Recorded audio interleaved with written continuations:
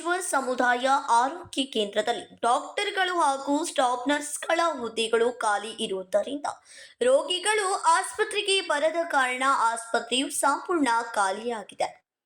ಇತ್ತೀಚೆಗೆ ಸಂಕೇಶ್ವರದ ಸರ್ಕಾರಿ ಆಸ್ಪತ್ರೆಯನ್ನ ಮೇಲ್ದರ್ಜೆಗೇರಿಸಿ 50 ಬೆಡ್ಗಳನ್ನು ಹೆಚ್ಚಿಸಲಾಗಿದ್ದರೂ ಕೂಡ ಮುಖ್ಯ ವೈದ್ಯಾಧಿಕಾರಿ, ಸ್ತ್ರೀರೋಗ ತಜ್ಞ, ಮಕ್ಕಳ ತಜ್ಞ ಹುದ್ದೆಗಳು ಖಾಲಿ ಇರುವುದರಿಂದ ಅನಿವಾರ್ಯವಾಗಿ ಬಡ ರೋಗಿಗಳು ಖಾಸಗಿ ಆಸ್ಪತ್ರೆಗಳತ್ತ ಮುಖ ಮಾಡಬೇಕಾದ ಪರಿಸ್ಥಿತಿ ಉಂಟಾಗಿದೆ.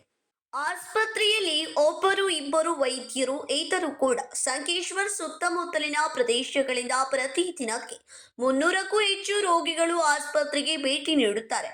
ಆದರೆ ವೈದ್ಯರ ಕೊರತೆಯಿಂದ ರೋಗಿಗಳಿಗೆ ಸರಿಯಾದ ಚಿಕಿತ್ಸೆ ಸಿಗುತ್ತಿಲ್ಲ.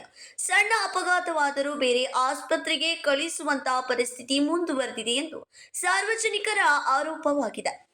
ಆಸ್ಪತ್ರೆಯ ಉಳಿದ ಸಿಬ್ಬಂದಿಗಳು ಬರುವ ರೋಗಿಗಳ ಜೊತೆ ಸರಿಯಾದ ವರ್ತನೆಯೂ ತೋರುತ್ತಿಲ್ಲ ಮತ್ತು ಪುರುಷರಿಗೆ ಹಾಗೂ ಮಹಿಳೆಯರಿಗೆ ಒಂದೇ ಶೌಚಾಲಯ ಉಪಯೋಗಿಸಲು ನೀಡುತ್ತಿದ್ದು ಸಾರ್ವಜನಿಕ ಆರೋಗ್ಯಕ್ಕೆ ಕಾರಣವಾಗಿದ್ದು, ಆರೋಗ್ಯ ಇಲಾಖೆಯವರು ಆಸ್ಪತ್ರೆಯ ಎಲ್ಲ ಸಮಸ್ಯೆಗಳನ್ನ ಕೂಡಲೇ ಬಗೆಹರಿಸಬೇಕೆಂದು ಸಾರ್ವಜನಿಕರು ಆಗ್ರಹಿಸಿದ್ದಾರೆ. ಮುಖ್ಯ ವೈದ್ಯಾಧಿಕಾರಿಗಳು ಯಾರೂ ಇಲ್ಲ. ಆ ಸ್ಥಾನ ಇವತ್ತು ಖಾಲಿ ಇದೆ. ಅದನ್ನು ಕೂಡ ಭರ್ತಿ ಮಾಡ್ತಾ ಇಲ್ಲ. ಹಾಗೆ ಇಲ್ಲಿ ಹಲವಾರು ನರ್ಸ್ಗಳು ಬೇಕಾಗಿದ್ದಾರೆ. ನರ್ಸ್ಗಳು ಕೂಡ ಯಾರೂ ಇಲ್ಲ ಇಲ್ಲಿ. ಮತ್ತು ಸಮಸ್ಯೆಗಳು ಹೇಳ್ಬೇಕಂದ್ರೆ ಇಲ್ಲಿ ಯಾವುದೇ ಸಮಯಕ್ಕೆ ಬಂದ್ರು ಯಾವುದೇ ಸ್ಟಾಪ್ ಇಲ್ಲಿ ಈ ಒಂದು ಆಸ್ಪತ್ರೆಯಲ್ಲಿ ಇರುವುದಿಲ್ಲ. ಯಾವಾಗ ಬಂದ್ರು ಈ ಆಸ್ಪತ್ರೆ ಖಾಲಿನೇ ಕಾಣ್ತಾ ಇದೆ. ಆಮೇಲೆ ಮುಖ್ಯವಾಗಿ ಹೇಳ್ಬೇಕಂದ್ರೆ ಇಲ್ಲಿ ಸುತ್ತಲೂ ಇರುವಂತ 40 ಹಳ್ಳಿಗಳಿಂದ ಏನು ರೋಗಿಗಳು ಇಲ್ಲಿ ಬರ್ತಿದ್ರು, ಆ ಸಂಖ್ಯೆ ಕೂಡ ಇವತ್ತು ಕಮ್ಮಿ ಆಗ್ತಾ ಇದೆ. ಯಾಕಂದ್ರೆ ಇಲ್ಲಿ ಸಮಸ್ಯೆಗಳ ಒಂದು ಸುರಿಮಳೆಯನ್ನ ಅವ್ರು ನೋಡಿ ಇಲ್ಲಿ ಬರೋದನ್ನ ಬಂದ್ ಮಾಡ್ತಾ ಇದ್ದಾರೆ.